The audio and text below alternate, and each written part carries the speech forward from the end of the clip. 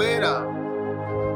Umwuka wera twatangiranye n'ijambo rivuga ngo tugomba kuba turi abantu bashinzwe amavuta n'umwuka wera. Uyu murimo w'Imana dukora, duhamagarirwa gukora, umwuka w'Imana tuzaho igambiriye kugira ngo dusohoze inshingano zayo hano ku isi. Umwuka w'Imana dusigirwa kugira ngo dusohoze umugambi w'Imana hano ku isi. Rero ni ukuvuga ngo uyu murimo w'Imana dukora tutariho ubuntu bwo gusa 18 umurongo wa 7 kugeza ku wa 11 uzahabona Samweli wa mbere 18 guhera ku murongo wa 7 kugeza ku wa 11 uzahabona uburyo Dawidi ngo abadamu barikiranyije bavuga ibisingizo kuri Sawuli, abandi bavuga igisingizo kuri Dawidi bavuga ko yishe inzovu, ariko Sawuli yishe agahungu. Guhera icyo gihe ijisho ribi rya Sawuli ritangira kwibasira Dawidi, ngo icyo gihe aravuga ngo atangira kumutinya. Ku murongo wa 12 iyo ukomeje iyo nkuru ukayimanuka usanga Sawuli yaratinye Dawidi ngo kuko yabonaga Uwiteka ari kumwe nawe. Rero umuntu wasizwe amavuta n'umwuka wera hari ikimenyetso kimwerekanagaho gituma abantu babona yuko ukuboko kw'Imana kuri kumwe nawe. Iteka ryose uwasizwe ntushobora kumurwanya ngo uzamushobore. Niyo mpamvu agira byinshi bimutondagira, ariko ntabwo amavuta n'umwuka wera agira imitekerereze n'imigambirire, agira umutima mushya uhindurwa n'ukuri kw'agakiza. So agira umutima mushya, agira umwuka mushya, agira ubuzima bushya bwo kugira ngo ashobore kwerekana itandukaniro ry'ubuzima yari arimo kera n'ubuzima arimo uyu munsi wa none. Umuntu wasizwe, niyo mpamvu Bibiliya iba ifuhira bene abo bantu bariho umwuka wera, basizwe amavuta n'umwuka wera. Iravuga ngo ntimukakore ku basizwe, niko ijambo rivuga ngo Imana yahoye abantu ibaziza yuko babatunze urutoki. Abantu basizwe, iyo utangiye kubajomba y'intoki zawe ubakurikirana, uba utangiye gukora mu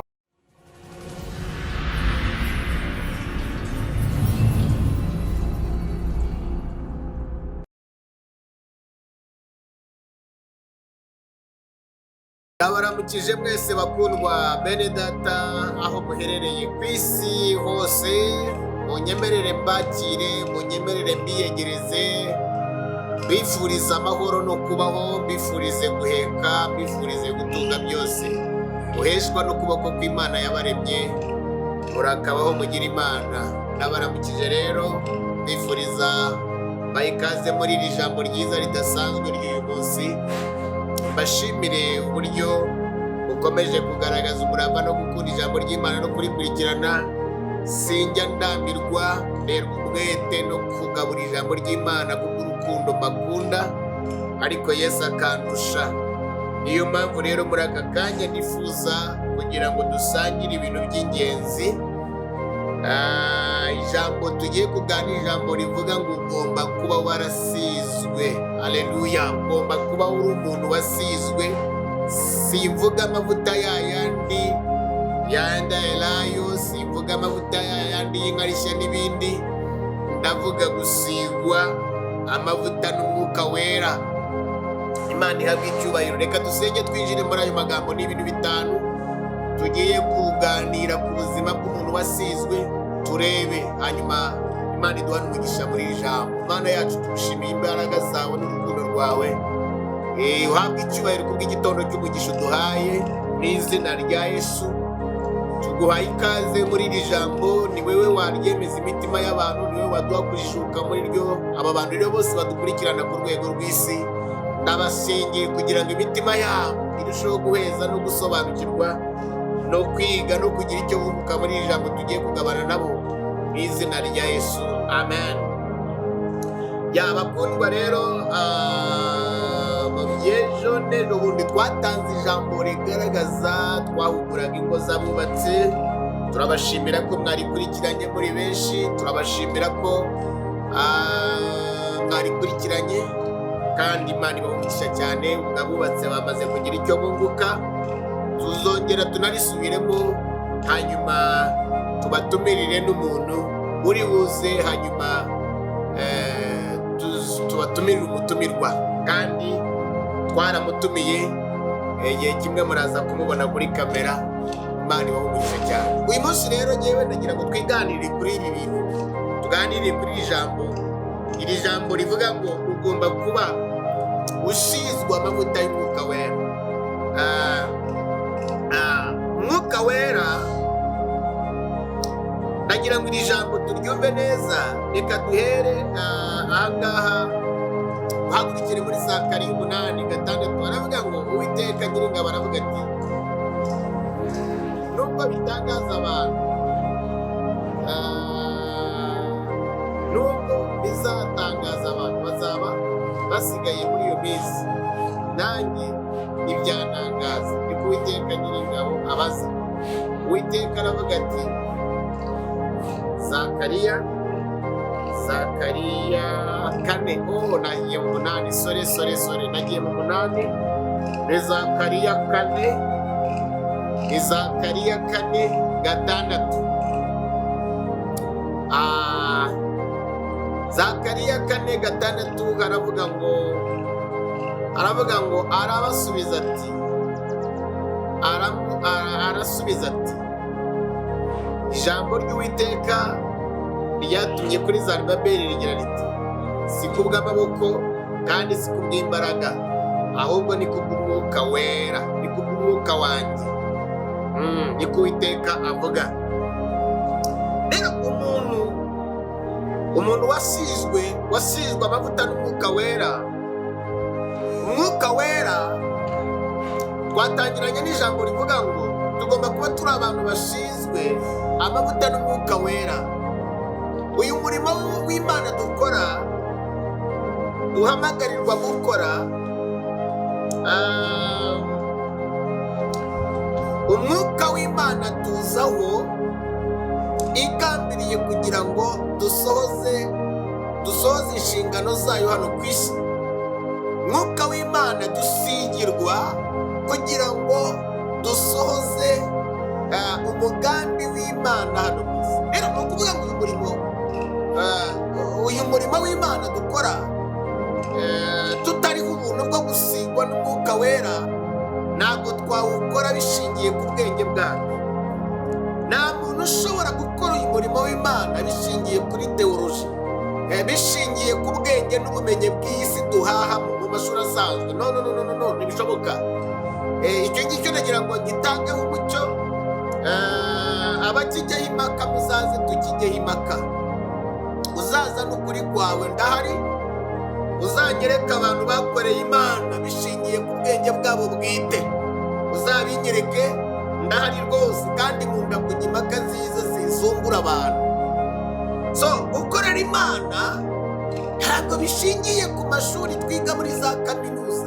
Ni ubumenyi busanzwe budufasha mu bintu bitandukanye, ariko uyu murimo w'Imana dukora ni umurimo ushingiye ku bumenyi bw'ijambo ry'Imana. Ni ubumenyi ushingiye ku gusigwa n'umwuka wera, gusigwa n'umwuka wera bigamije kugira ngo dusohoze umugambi w'Imana hano ku isi.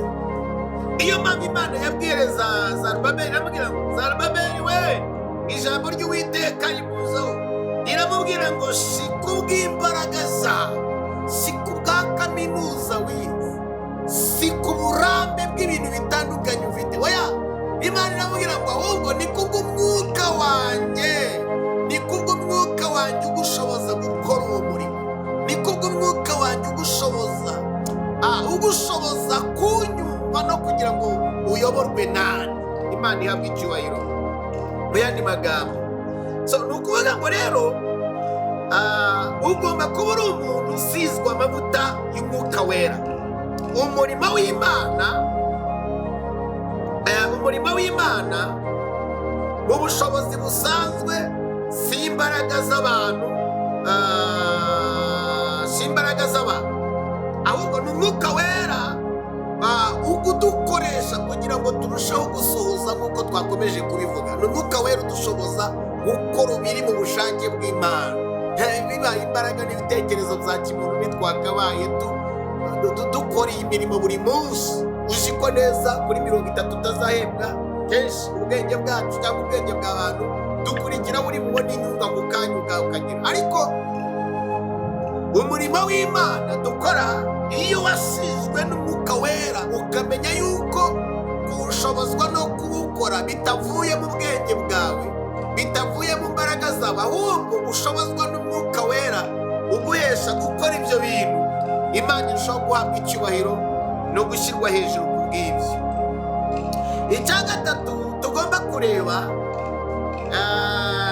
kiranga umuntu wasizwe cyangwa se cyerekana umuntu ugomba kuba asizwe amavuta n'umwuka wera,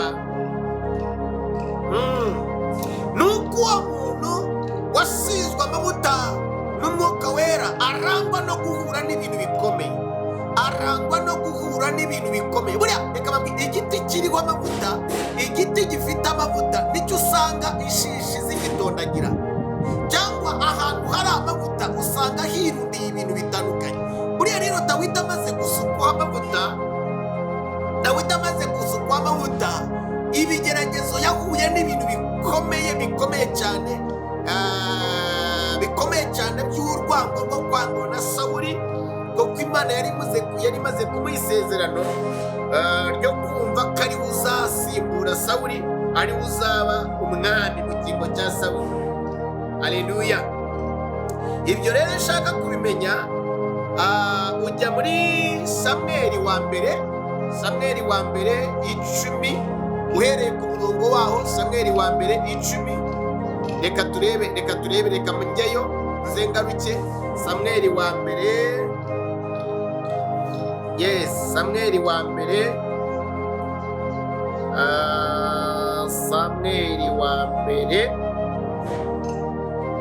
Samweli wa mbere uhereye ku murongo, Samweli wa mbere 18 umurongo wa 7 kugeza ku wa 11. Uzahabona Samweli wa mbere 18 guhera ku murongo wa 7 kugeza ku wa 11. Uzahabona uburyo Dawidi ngo abadamu barikiranyije bavuga ibisingizo kuri Sawuli, abandi bavuga igisingizo kuri Dawidi bavuga ko yishe inzovu, ariko Sawuli yishe agahungu. Guhera icyo gihe ijisho ribi rya Sawuli ritangira kwibasira Dawidi, ngo icyo gihe aravuga ngo atangira kumutinya. Ku murongo wa 12 iyo ukomeje iyo nkuru ukayimanuka, usanga Sawuli yaratinye Dawidi ngo kuko yabonaga Uwiteka ari kumwe nawe. Rero umuntu wasizwe amavuta n'umwuka wera, hari ikimenyetso kimwerekanagaho gituma abantu babona yuko ukuboko kw'Imana kuri kumwe nawe. Iteka ryose uwasizwe ntushobora kumurwanya ngo uzamushobore. Niyo mpamvu agira byinshi bimutondagira, ariko ntabwo bimuca intege, kubera yuko imbaraga n'ubwenge n'umuhate n'ishyaka bitava mu bwenge bwa kimuntu, ahubwo aterwa umwete n'izo mbaraga ziva mu gusigwa. Niyo mpamvu imbaraga zo gusigwa ziduha guhangana, ziduha gutsinda ibishaka gukoma imbere umugambi w'Imana no kuwusohoza. Niyo mpamvu abantu barigamo amavuta y'umwuka wera ntushobora kubakanda ngo bakandike, nk'uko udashobora gufata amavuta ngo uyagumane mu kiganza. Iyo uyafashe aba agomba kunyura mu myanya y'intoki. Ni nako bariho umugambi ku buzima bwabo wo gusigwa. Iyo ugerageje gukinga imiryango imwe, indi miryango iraboneka. Niyo mpamvu barwanyije itorero rya mbere, ariko itorero ryarushijeho umuriro n'ububyutse burushaho gukwira isi yose. Niyo mpamvu rero abantu basizwe n'umwuka wera bahamagarirwa gusohoza inshingano zabo kuri isi, utabanyeganyeza ngo bishoboke. Iteka ryose ugumira hamwe, amavuta nta muntu ugiye akomera. Abantu bari umwuka wera basizwe bashobozwa guhagarara no guhamya umwami wabo. Imana ihabwa icyubahiro. Haleluya!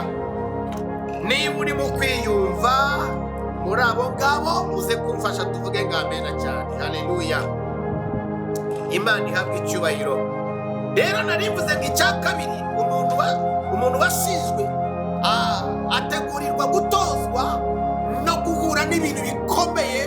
mu rwego rwo kugira ngo yigishwe, atozwe, azavemo. Kandi yahuye n'ibintu bikomeye. Umurage w'abasizwe nuko batsinda ibigeragezo. Batsinda ibigeragezo. Ntabwo ibigeragezo bibagumana. Nta kigeragezo gishobora kugumana amaboko y'uwasizwe, ntibishoboka. Ahubwo irembo ry'ikigeragezo ni ishuri dutorezwamo, dutunganyirizwamo, kugira ngo dushobore kuzavamo abantu bashyitse basohoza umugambi w'Imana. Imana ihabwa icyubahiro. Haleluya. Icya gatatu tugomba kureba kiranga umuntu wasizwe n'Umwuka Wera, kuko ugomba gusigwa amavuta y'Umwuka Wera, kuko n'intumwa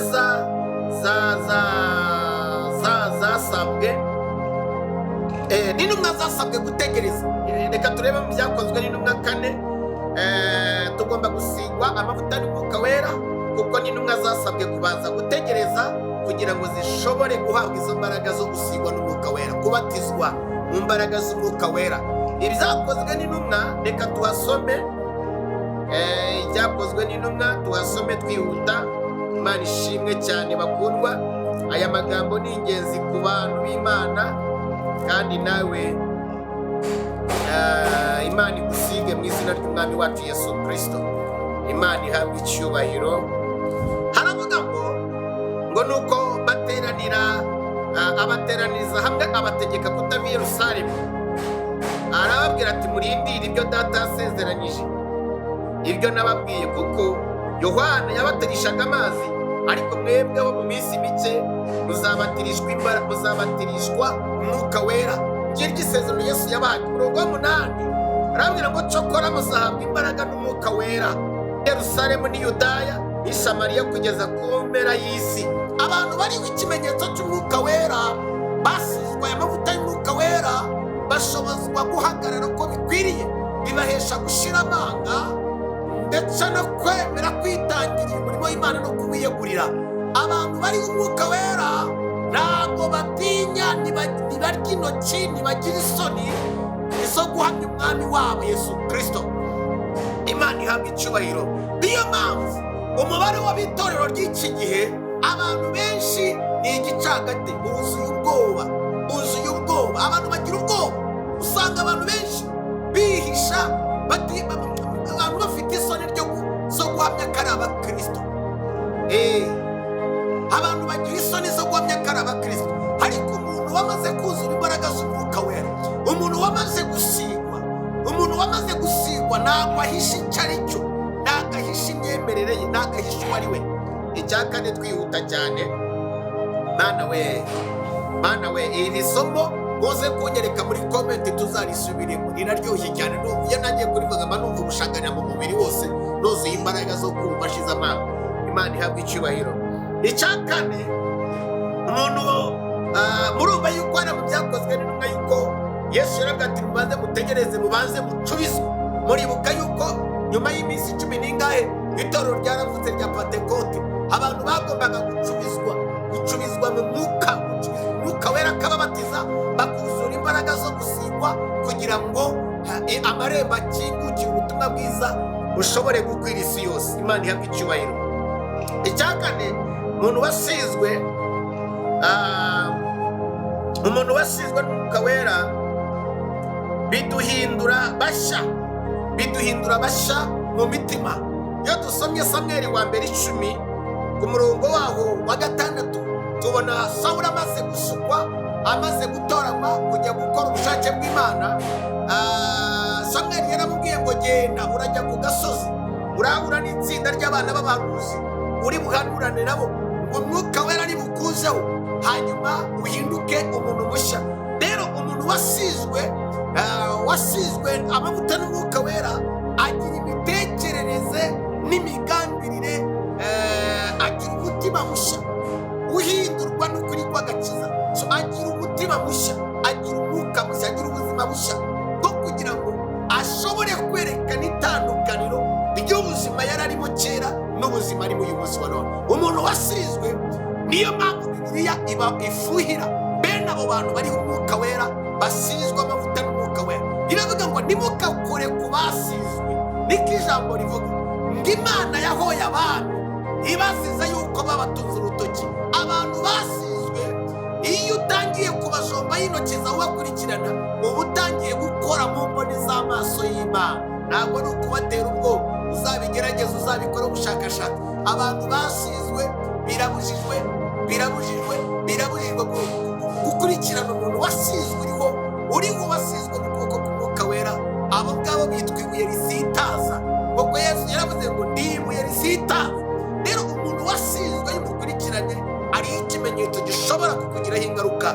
Rero niyo mpamvu Sawuli Imana yagiye kenshi ipima umutima wa Dawidi, imubwira ngo yagiye ipima umutima wa Dawidi ikagenda imushyira Sawuli mu biganza. Yakaba yaramwishe, yari umukomando, Dawidi yari umusirikare ukomeye cyane. Imana yagiye imushyira mu biganza Sawuli, ariko Dawidi nk'umuntu wamenye ibanga ry'abasizwe yaravuze ngo sinzarambura ukuboko kwanjye ku basizwe. Yarabyirindaga cyane kurinda ubwo Sawuli yapfuye yipfushije, yishwe n'intambara. Rero Dawidi yarakiranutse. Rero reka icya gatanu ndasoza ni ukuri ko Imana izinyigisha ibirimo ibintu byinshi cyane. Icya gatanu usoza, umuntu wasizwe basizwe amavuta n'Umwuka Wera arangwa n'uko Mose yanze gukomeza umurimo w'Imana adafite amavuta cyangwa se atari kumwe n'Imana. Tubikura mu Kuva ibice byaho 33 umurongo wa 15 kugeza ku wa 19. Mose yanze gukomeza umurimo w'Imana atari kumwe n'Imana. Igihe cyose nukora ibintu ukabona Umwuka Wera atari ku buzima bwawe, atari no ku bikorwa byawe, uzarangwe no gusubira mu cyumba ugira uti Imana sindi butinyuke gukomeza ibi ngibi tutari kumwe. Rero Mose yanze gukomeza umurimo atari kumwe n'Imana. Rero ndabifuriza gukora ibyo mukora byose mwamaze gusuzuma imirimo yanyu. Ese ibyo ukora biriho uri kumwe n'Imana? Ibyo urimo gukora uri kumwe n'Imana? Imana iri kumwe nawe? Kuko iyo turi kumwe na Mwuka Wera ibyo dukora biraryoha, birakura, bigira ubuzima bukura kandi bigafasha benshi. Imana rero iguha umugisha. Ni gutyo dukwiriye kuba twakora iri somo, tuzongera tugirwe ubuntu. Nimutwereka ko mwarikunze, tuzarushaho kurikora neza, kuribagaburira neza mu buryo bwimbitse. Imana ibahe umugisha. Muze kubitugaragariza muri comment, nawe utuganirize. Umuntu wasizwe Umwuka Wera arangwa n'ibiki? Gira ibyo uvuga, uhaye bikeya, ariko nawe uze tuganire muri comment. Imana iguhe umugisha cyane. Mvuze bikeya, isamarayizinze. Niba hari ibyo nambutse, I'm very sorry, ariko ibyo nshoboye kuvuga nihuta n'ibyo ngibyo by'ingenzi. Imana iguhe umugisha. Mana yanjye nkorera iteka ryose. Sengeye abakunzi ba Pastor Steven TV bose badukurikirana, ubaho umugisha. Abagore, abakobwa, abasore, ubaho umugisha. Tubasabiye umugisha kuko turi ababyeyi twasigiwe amavuta guhesha abantu umugisha no kubabwiriza ubutumwa bwiza. Mwana wanjye kandi Mana yanjye rero, abari kuri iyi channel n'abandi bayikundisha abandi, ubaho umugisha kandi urushaho kwagura imitima n'ubwenge bwabo. Ahabwe umugisha binyuze muri iri jambo, basobanukirwa ibyo wabagize byo binyuze mu gusigwa n'Umwuka Wera, mu izina rya Yesu, amen. Imana ibahe umugisha. Shalom. Turaza kongera undi Mana nitugirira ikaduha andi masaha. Shalom.